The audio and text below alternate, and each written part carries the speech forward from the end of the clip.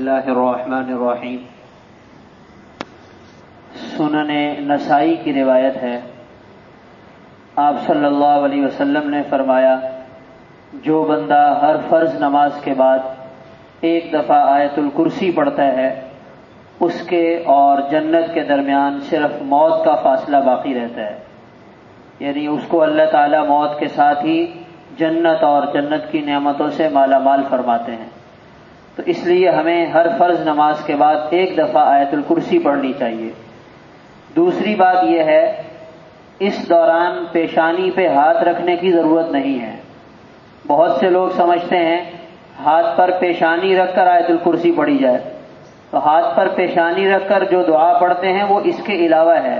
آیت الکرسی ویسے ہی جیسے آپ بیٹھے ہیں، آپ ایک دفعہ آیت الکرسی کو پڑھ لیں۔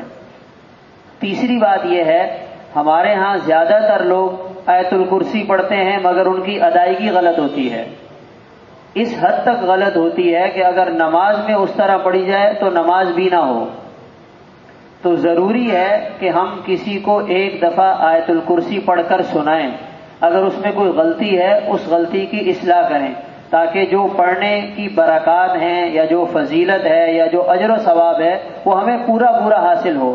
لوگ دین کے معاملے میں شرما جاتے ہیں کہ جی اب ہم سنائیں گے، ہماری آیت الکرسی کیسے غلط ہو سکتی ہے۔ تو دین میں شرم نہیں ہے، جب تک ہم زندہ ہیں ہمیں روزانہ سیکھنا چاہیے۔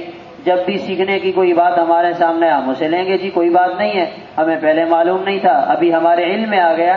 تو اس لیے آیت الکرسی کے الفاظ کی ادائیگی، اسے صحیح کرنا اور کسی کے پاس بیٹھ کر سنانا، اس کی اصلاح کروانا ضروری ہوگا۔ اللہ تعالیٰ عمل کی توفیق عطا فرمائے۔